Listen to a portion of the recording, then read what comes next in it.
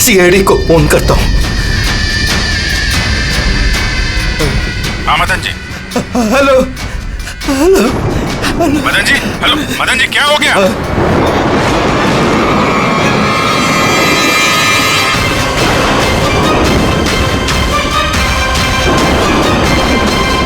नहीं नहीं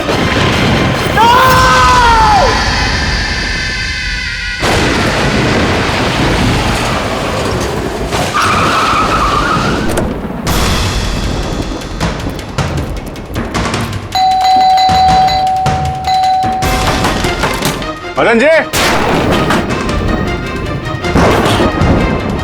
मदन जी, मदन जी, मदन जी,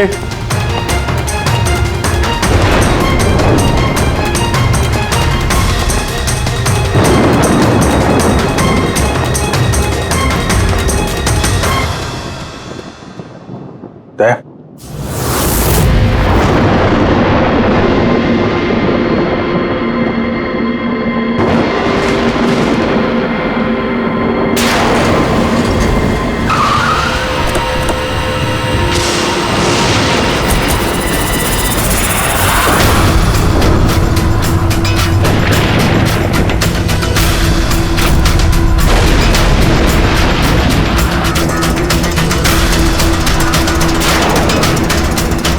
मदन जी, ए, कौन है?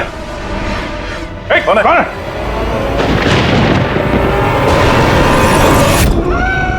ये क्या?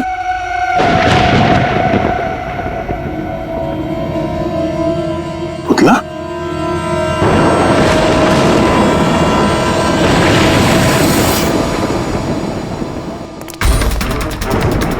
अभिजीत? सर, आने में देर हो गई।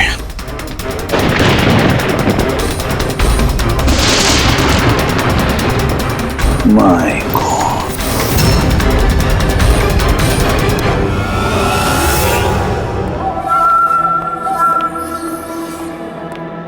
ये लीजिए।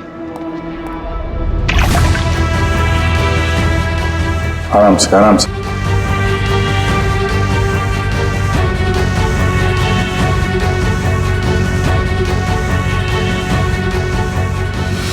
मदन जी, आप ठीक तो है ना? क्यों? क्या हुआ आपको? कोई है?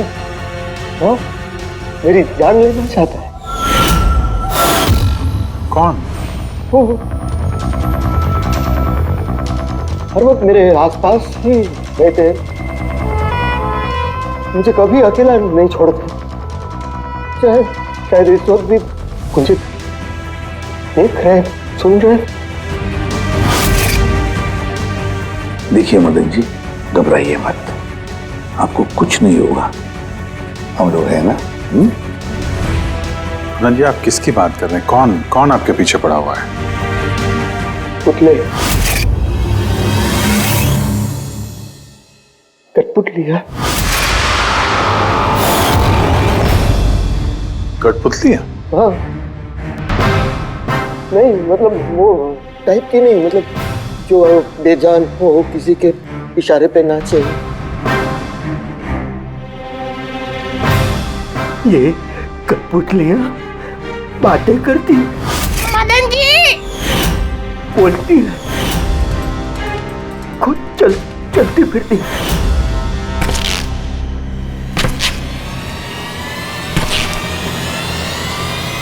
मदन जी, ओ मदन जी।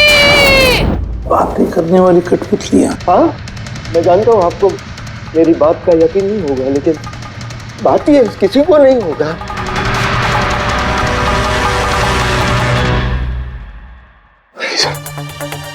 अपने से पुतलियों के बारे में सुना है? नहीं। जानते हैं कुछ दिन पहले मेरे साथ क्या हुआ था? उस दिन मेरा बर्थडे था।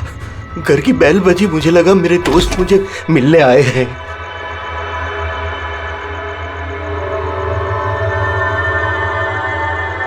इतनी रात को किसने बेल बजाई होगी? कमाल है। मदन जी,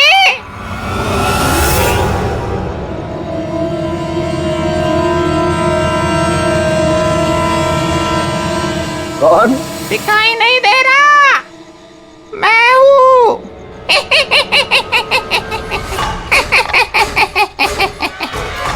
मैं ही हूँ। इतना हैरान होने की जरूरत नहीं। पता है यहाँ मैं क्यों आया हूँ? क्यों? तुम्हारी जान लेने। क्या? हाँ, तुझे जान से मारने। रवि, कविता, जल्दी यहाँ आओ। क्या हुआ भाई साहब? ये पुतला, ये इसने मुझे कहा कि ये मेरी जान ले लेगा। क्या?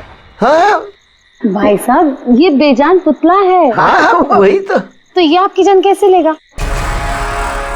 भाई साहब, आप हमारे साथ मजाक कर रहे हैं क्या? हाँ, नहीं, कैसी बात कर रहे हो तुम रवि? है मैं ऐसा बेहुदा मजाक क्यों करूंगा तुम लोग, और वो भी आज के दिन?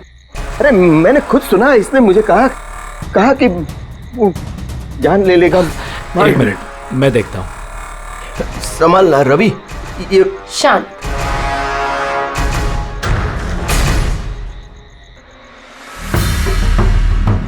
भाई साहब, लगता है शायद आपके साथ किसी ने मजाक किया है। इस लकड़ी के पुतले के अंदर किसी ने शायद स्पीकर फिट किया होगा। चेक करो, कहीं स्पीकर होगा।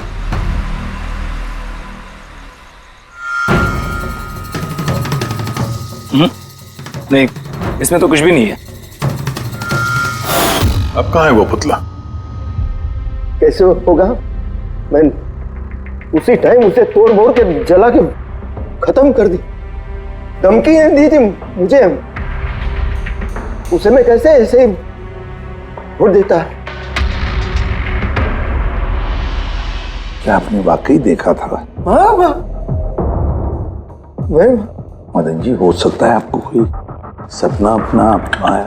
वही अकेला देखा मैं, और एक बार नहीं, ऐसा मेरे साथ थोड़े दिन बाद भी। मुझे लगता है कि मदन जी को मारने का सबसे अच्छा तरीका ये है कि उनके सीने में चाकू घोंप दिया जाए। उससे तो पूरा फर्श खून से गंदा हो जाएगा। सबसे बेस्ट तरीका है मदन जी को जहर दिया जाए। एक काम करते हैं, क्यों ना उनका गला ही दबा दिया जाए? तो आप ही बता दीजिए मदन जी, आप कैसे मरना पसंद करेंगे?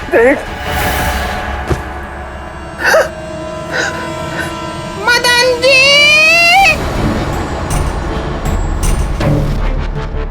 कहाँ चले?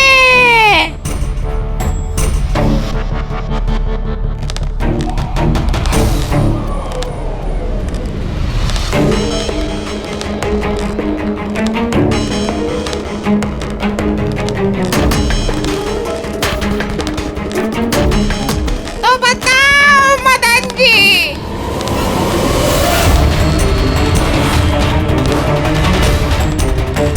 कौन से तरीके से मरना चाहोगे? बोलो मदन जी, बोलो।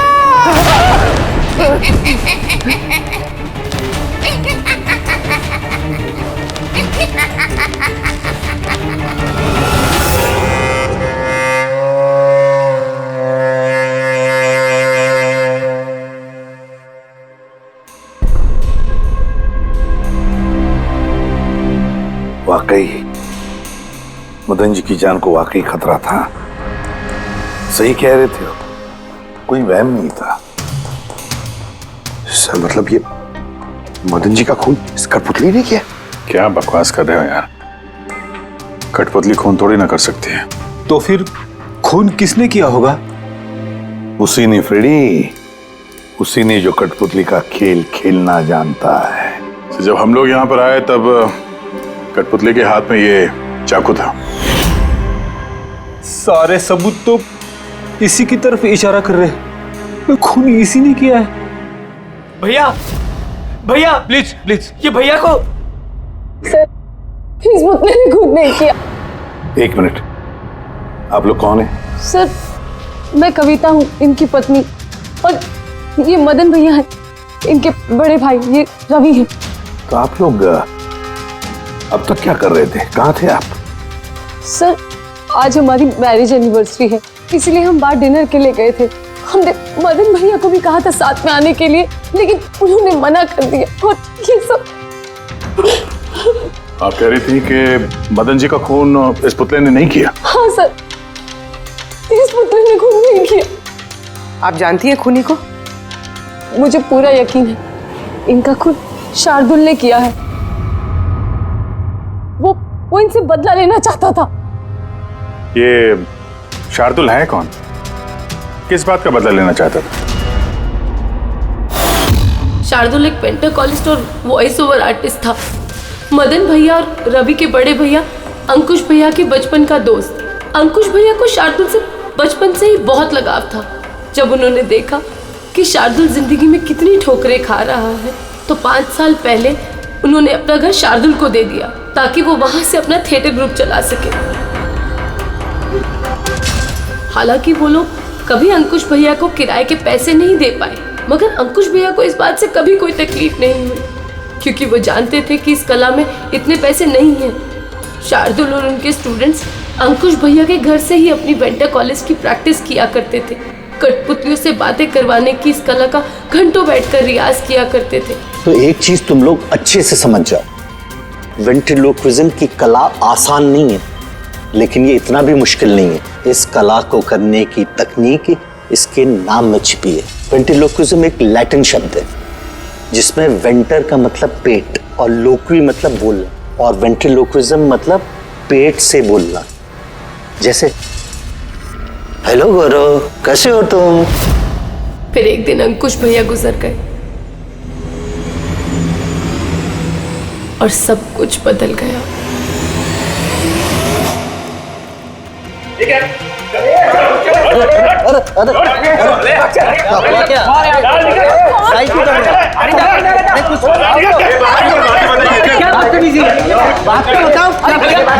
चाहिए क्या? रवि, मदन, ये सब क्या हो रहा है? क्या हो रहा है? ये जो इतने वक्त से तुम्हारी मुफ्त खोरी चल रही थी ना, आज से बंद हो रही। हमने यहाँ कोई धर्मशाला नहीं खोल रखी। लेकिन मदन, अंकुश ने तो कहा था। कौन अंकुश? जो मर गया वो जिंदा नहीं है, दुनिया में नहीं है। आज तक उसके तरीके से चलता था, अब मैं हूँ, मेरे तरीके से चलेगा। सुना तुमने? चलो जगह खाली करो। रवि, समझा अपने भाई को। वो क्या समझाएगा मुझे? मैं समझता हूँ ना सब कुछ। और अगर यहाँ रहना ही है तो किराया देना पड़ेगा। किराया? हाँ किराया।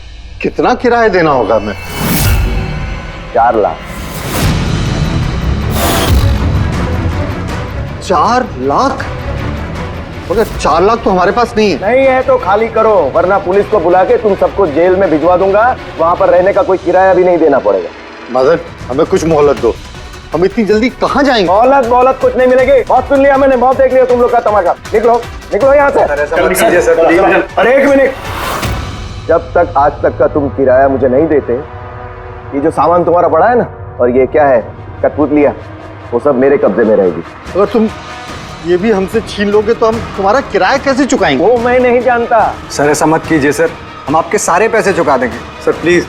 सर आपको ये सब बेजान कठपुतलियां लगती हैं, मगर हमारी जिंदगी बसी है इन सब में। ए भाई ट्रेजेडी किंग, ये सब तुम्हारा मेलोड्रामा है ना, मेरे अंकुश भाई के साथ चलता है, मेरे सामने नहीं। और ये क्या ये 4 लाख रुपया कमा के देगी ये कठपुतलियां? अरे 4 लाख क्या, 4,400 रुपये भी कमा के नहीं दे सकती है। जानते हो क्यों? क्योंकि ये कला खत्म हो चुकी है, जीरो। ये तुम्हारे गुरु है ना, कौन, शार्दुल, उसकी तरह किसी काम की नहीं है। लूजर है, लूजर ये। चले निकल निकल।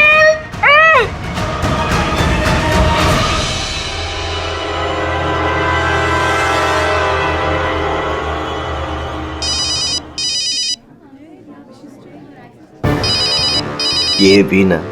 कौन है भैया? और कौन, शार्दुल। बार बार मुझे इस तरह फोन करके धमकियां देता है। मैं देखता हूँ। मैं आ रहा हूँ तुझे मारने। अब तेरी जिंदगी कुछ ही दिन की मेहमान है। हेलो भैया, मेरे ख्याल से हमें पुलिस के पास जाना चाहिए। पुलिस डिपार्टमेंट में मैं किसी को जानता हूँ, शायद वो हमारी मदद करे। हाँ भैया, मुझे बिल्कुल भी उम्मीद नहीं थी कि शार्दुल इतना सनकी निकलेगा। हमें पुलिस के पास जाना चाहिए। कोई फायदा नहीं, ये शार्दुल अपने मोबाइल से फोन नहीं कर रहा, कोई लैंडलाइन नंबर से कर रहा है। Landline number? मैं पता लगाता हूँ ये नंबर कहाँ का है। क्या? ये क्या बोल रहे हो तुम? हाँ सही बोल रहा हूँ, ये नंबर इस हॉस्पिटल के मॉर्ग रूम का है। शार्दुल मुझे मॉर्ग रूम से धमकी भरे फोन क्यों करेगा? इस नंबर से इन लोगों को धमकी भरा कॉल आ रहा है। कल रात को भी आया, आज सुबह भी, लगातार 3 दिनों से आ रहा है। कौन कर रहा है ये कॉल? सर, इस फोन से किसी को भी फोन करने की इजाजत नहीं है। मैं सारा दिन यहीं पे रहता हूँ, इस फोन से किसी ने भी कोई कॉल नहीं किया। तो फिर तुमने किया होगा फोन?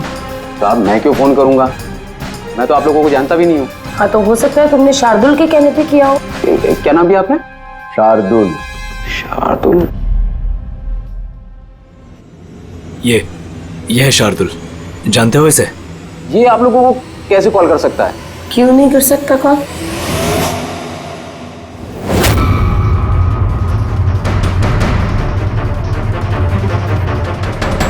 ये कैसा हो गया? शार्दुल 3 दिन पहले इनकी मौत हो चुकी है, तो फिर ये फोन कैसे कर सकते हैं? पर इनकी मौत हुई कैसे? इन्होंने शराब पी रखी थी, एक कार इनको उड़ा के चली गई, मौके पे इनकी मौत हो गई। अगर ये यहाँ मरा पड़ा है तो मुझे धमकी भरे फोन कौन करता था?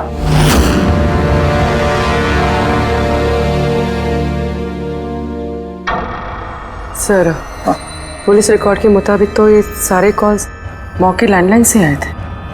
लेकिन मौका फोन लाइन तो कोई इस्तेमाल कर ही नहीं रहा था, फिर ये सब कैसे? पूर्वी, अच्छी तरह से चेक करो, देखो चक्कर क्या है, मामला गड़बड़ है। सर, इन्हें कुछ पता नहीं चलेगा। आप ऐसा क्यों कह रही हैं? क्योंकि सीआईडी जिंदा इंसानों को पकड़ सकती है, आत्माओं को नहीं। और मैं जानती हूँ ये सब शार्दुल की आत्मा ने किया है। देखिए, आत्मा जैसी कोई चीज नहीं होती है। पढ़ी लिखी होने के बाद भी आप ऐसी बातें कर रही हैं। आप भी तो पढ़े लिखे, आप ही बताइए ना, एक लाश मॉर्ग से फोन कैसे कर सकती है? कैसे मदन भैया से वो कठपुतलियां बात कर सकती है? सर, आपको ये सब नॉर्मल लग रहा है? आप लोगों ने भी ऐसा कुछ अनुभव किया जैसे मदन जी ने किया था? जी सर। नहीं, हट जाओ, आज मैं तुम्हें छोड़ूंगा नहीं। बहुत परेशान किया है तुम लोगों ने मुझे, मार डालूंगा मैं, आज तुमको छोड़ूगा नहीं। भैया हट जाओ। नहीं भैया, क्या हुआ? क्या बताना? अरे भैया, ये क्या कर रहे हैं भैया? भैया कठपुतलियां हैं, दूर रहना। कठपुतलियां? हाँ, मारने आई है मुझे, मैंने कहा था ना। भैया एक बात तो सुनिए। क्या कर रहे हैं आप? रवि, ये आवाज ऊपर से आ रही है। हाँ, लेकिन ऊपर तो कुछ भी नहीं है, बस स्टोर रूम है और एक बंद पड़ा हुआ कमरा है। Store room? हाँ, उसी स्टोर रूम में तो मैंने सारी कठपुतलियां बड़े से बक्से में ताला लगा के बंद करके रखी है। कठपुतलियां? क्या वो सारी बाहर आ गई? कैसे? क्या?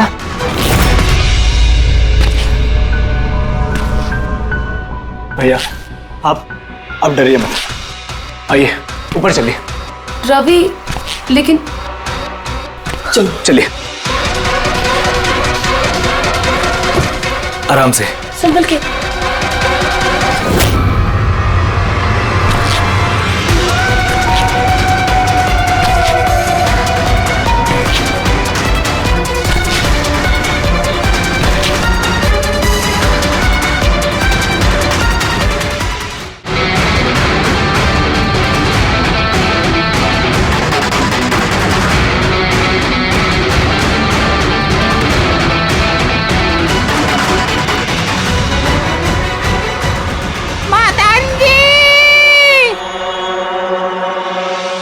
भाई साहब, आवाज इस कमरे से आ रही है।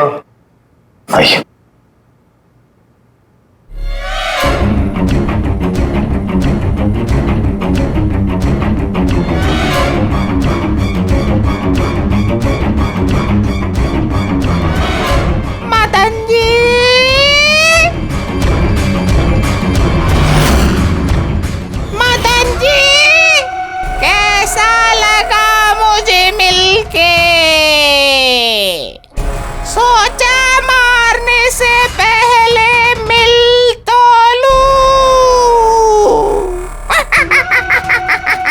मैंने कहा था बातें करते हैं।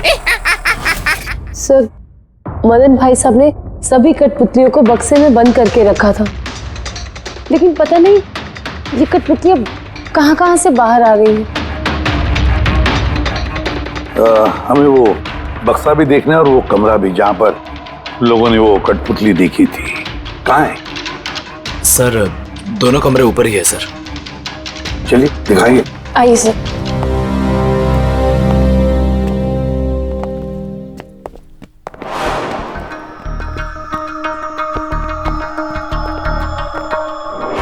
सर, पैरों की आवाज हमने कॉरिडोर में सुनी थी और वो पुतला हमने भी यहाँ इस जगह पर देखा था सर।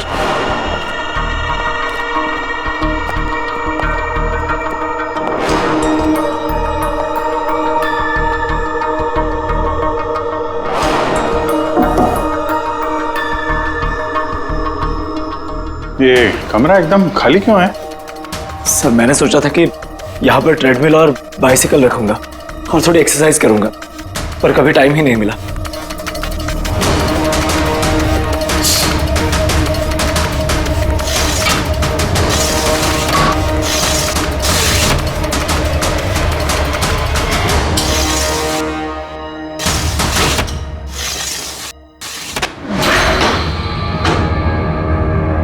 सर, ये तो बंद ही नहीं हो रहा।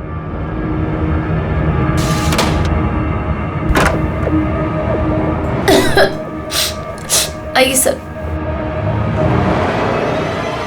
सर, यही वो पेटियां हैं जिनमें कठपुतलियां बंद थी। इधर लाइट ऑन करना। जी।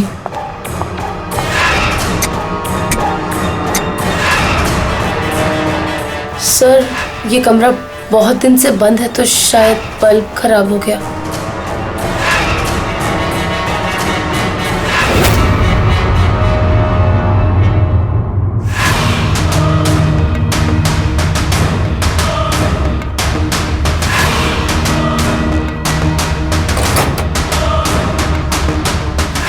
सर, सारे पेटियों पे ताला लगा है।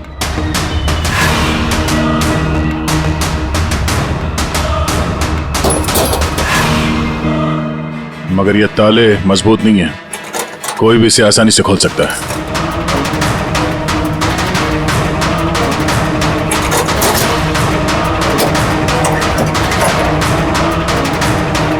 इतने सारे पुतले,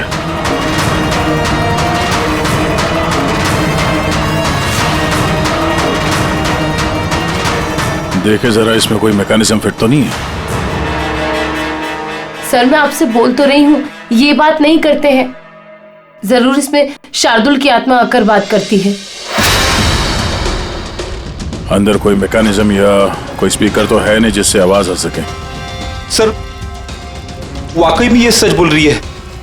ना तो कोई मैकेनिज्म है और ना ही कोई स्पीकर, तो फिर ये कठपुतलियां बोल कैसे सकती है?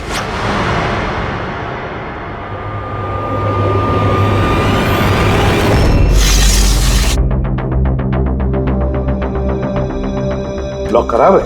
लॉक खराब है सर। यहाँ से तो कोई भी आसानी से अंदर आ सकता है। सीढ़ी वीढ़ी लगाए या बाइक वाइक लगाए तो भी आसानी से ऊपर आ सकते हैं। और जो भी कोई आसानी से इस कमरे में आ सकता है वो बक्से में बंद पड़े कठपुतलियों को उठाकर बाहर ले जाकर कहीं भी रख सकता है, जैसे यहाँ रखा था तुम लोगों को डराने के लिए। सर, मतलब कोई आत्मा नहीं है? अरे छोड़ो, आत्मा कभी होती ही नहीं है। ये तो वही हो सकता है जिस घर का चप्पा चप्पा जानता है, चप्पा चप्पा जानता है। और तो और कठपुतलियों के बारे में भी अच्छी मालूमात रखता है। और ये हो सकते हैं शार्दुल के स्टूडेंट्स। पता लगाना पड़ेगा ये शार्दुल के स्टूडेंट्स इस वक्त है कहां और कर क्या रहे हैं। मेरा नाम है फ्रीडा। मेरा नाम दीपेश। मेरा नाम है तरल।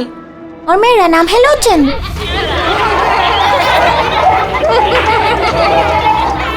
आज मैं आप सबको एक बहुत ही अच्छी कहानी सुनाने वाली हूँ। नहीं, हमेशा तुम ही क्यों सुनाओगी कहानी? अरे, तो इसमें अर्जी क्या है? हाँ, फ्रीडा, तुम्हें हमेशा सबसे अच्छा रोल चाहिए होता है। मेहनत हम करते हैं और फेमस तुम होती हो। तुम्हारी कठपुतली का भी यही कहना है। सर समझ में नहीं आ रहा सर, ये कठपुतली बात कैसे कर रही है? अरे पंकज, एक कला है आवाज बदलने की कला, इसे कहते हैं वेंट्रिकुलिज्म। बिल्कुल, बात तो यही लोग कर रहे हैं, लेकिन लगता है कि ये आवाज कठपुतली के मुंह से निकल रही है। मगर सर ये लोग कहाँ बात कर रहे हैं? देखिए ना, इनके तो मुंह भी नहीं चल रहे। देखो मैं कह रहा हूँ मैं सबसे बेस्ट हूँ। यही तो कला है पंकज, बिना मुंह खोले इतनी साफ आवाज में बात करना। आवाज यहाँ पेट से निकलती है। वो आत्मा भी इसी कला की पैदाइश थी।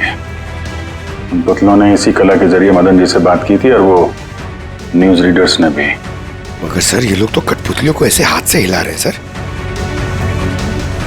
हाँ तो ऐसे तो होता है परफेक्ट शो में। मगर सर मदन जी ने वो पुतला देखा था, उसे तो कोई हाथ से नहीं हिला रहा था, ना ही कोई बात कर रहा था ऐसे।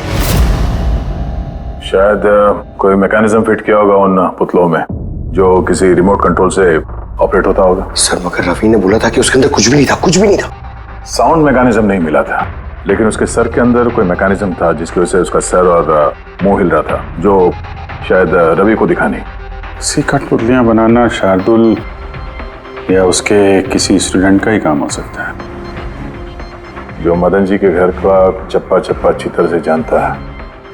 इन्हें पता होगा उस खिड़की के बारे में जिसका ग्लास टूटा हुआ था। घर में घुस के जगह जगह कठपुतलियां लगाना और उनसे बातें करवाना तो इनके बायत का खेल है। मगर सर मॉर्ग से इन लोगों ने कॉल कैसे किया? सर सर पता चल गया कि मॉर्ग रूम वाले फोन कैसे आ रहे हैं। कैसे? सर इसके लिए स्पूफिंग सॉफ्टवेयर का इस्तेमाल किया गया। Spoofing software? ये क्या होता है? सर अभी बताती हूँ।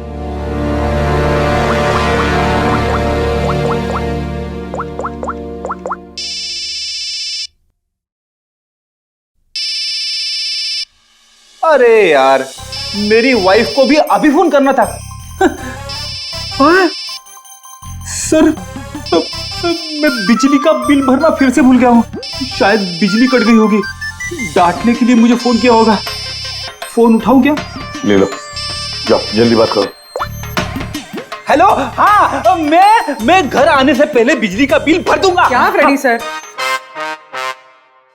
इस बार बिजली कट ही जाएगी।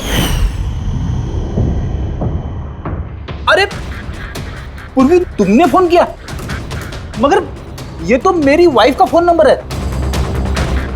पूर्वी, ये कैसे किया? सर ये तो स्पूफिंग सॉफ्टवेयर का कमाल है। फोन कहीं से भी करो, नंबर वही दिखाओ जो आप चाहते हो। लेकिन पूर्वी ये सॉफ्टवेयर तुम्हें मिला कहाँ से?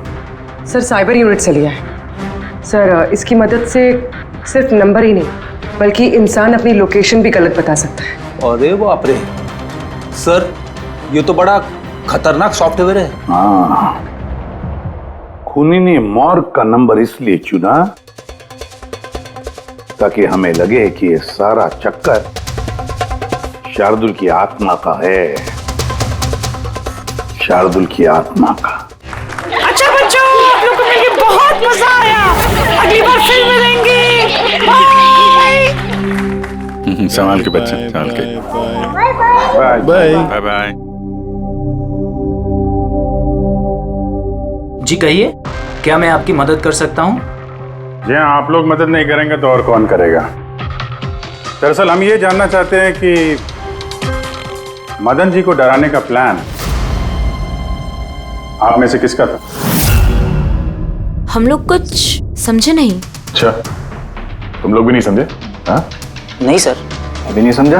मैं निर्दोष हूँ। बहुत हंसी आ रही है। हाँ? एक आदमी की जान चली गई, तुम सबको बहुत हंसी आ रही है। जान? किसकी जान? मदन जी की। फोन हुआ है उनका सीआईडी से हम लोग। सीआईडी? जी हाँ, सीआईडी। और हमारे शक के दायरे में हो तुम सब।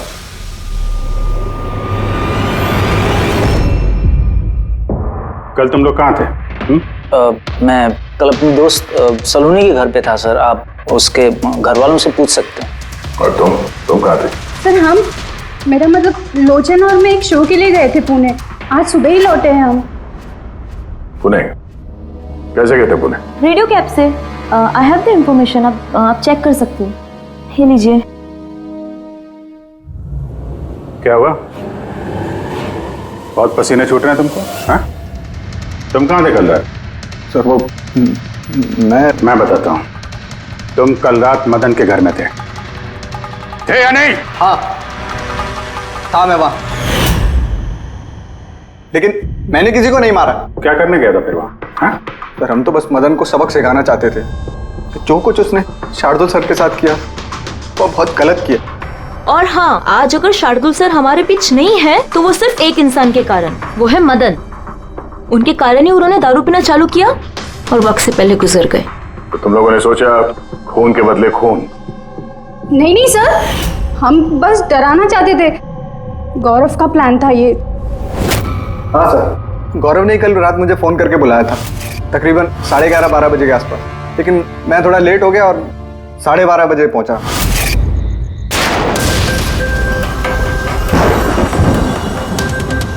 आज तो वैसे ही बहुत लेट हो गया, मार ही डालेगा गौरव मुझे। चला गया शायद अंदर, अब इससे इशारा कैसे करूं?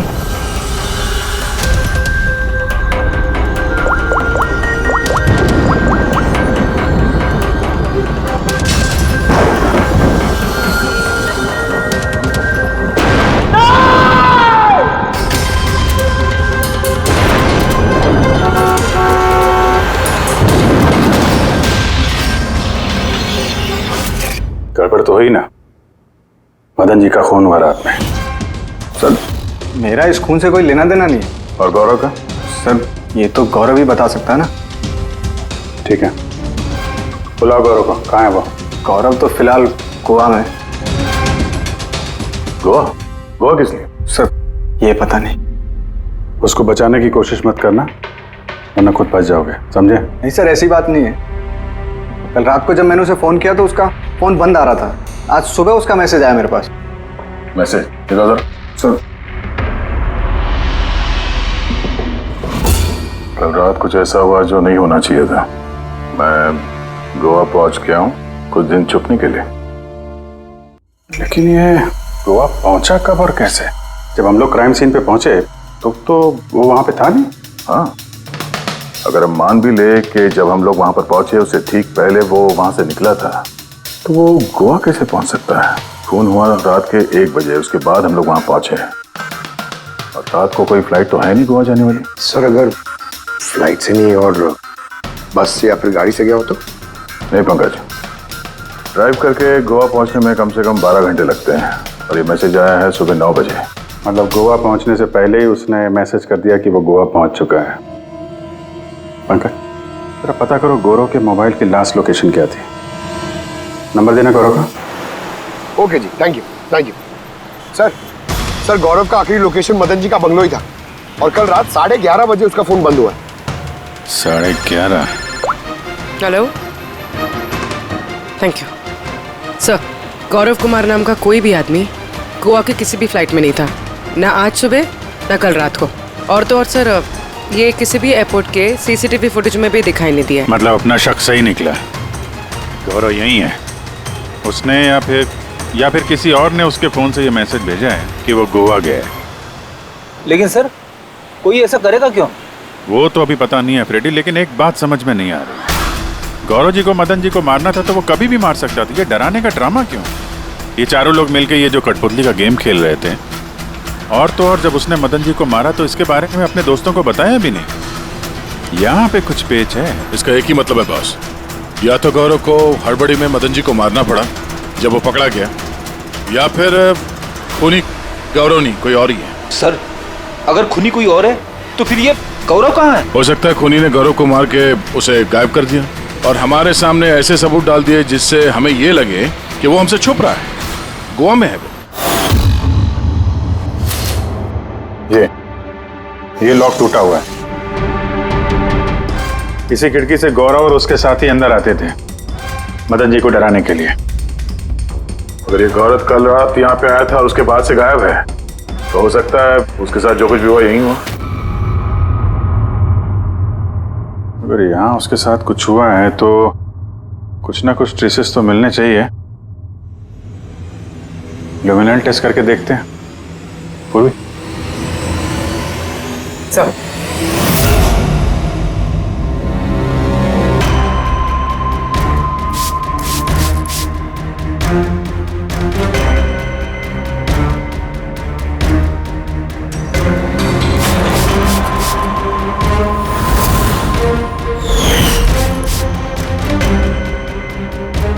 आपका शक सही था, यहाँ पर तो खून है। तो इस दरवाजे से जैसे ही बाहर निकला होगा किसी ने हमला किया उसमें। सर इस तरफ तो कोई निशान नहीं है। इस तरफ देखो।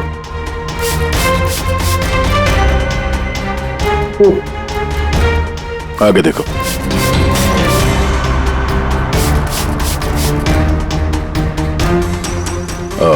मतलब हमला करने के बाद गौरव को घसीट के यहाँ स्टोर रूम तक लाया गया।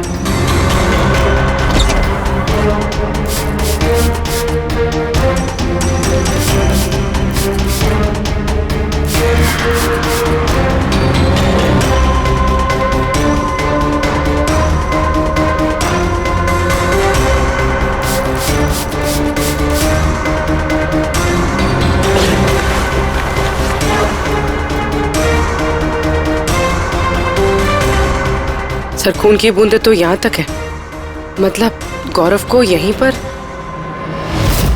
और हम लोग यहाँ पर आए और हमें पता भी नहीं चला। और अब यहाँ से गायब। लगता है अब बॉडी को ठिकाने लगा रहे होंगे इस घर के लोग।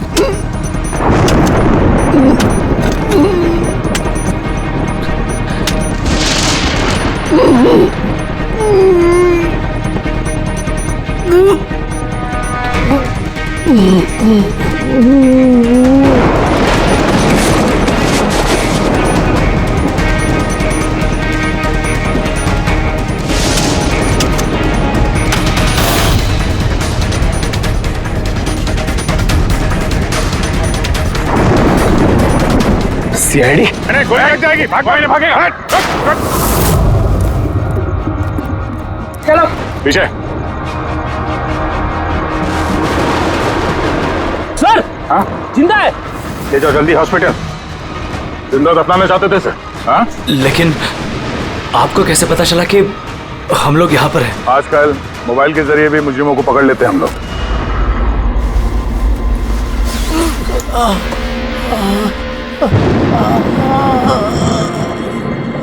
चल लेके जाओ जल्दी। आजा।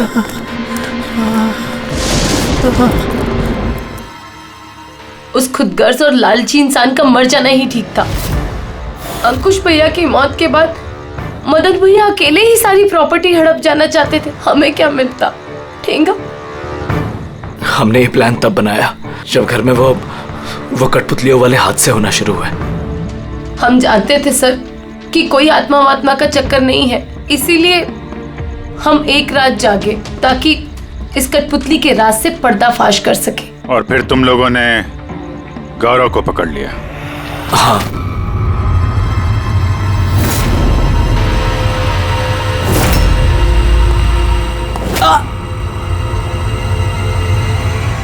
गौरव से सारा सच उगलवाने के बाद हमने सोचा कि उनके इस कठपुतलियों वाले खेल का फायदा उठाकर हम मदन भैया को मार सकते हैं। इसलिए गौरव पर हमला करके उसे बक्से में छुपा दिया और फिर मदन जी का खून करके हमें गुमराह करने की कोशिश की। ये दिखाना चाह के खून पुतले ने किया है। हाँ? हमें मालूम था कि सीआईडी कभी भी आत्मा की कहानी और कठपुतलियों के खेल पर विश्वास नहीं करेगी और आपका सीधा शक जाएगा शार्दुल के स्टूडेंट्स पर, खास करके गौरव पे।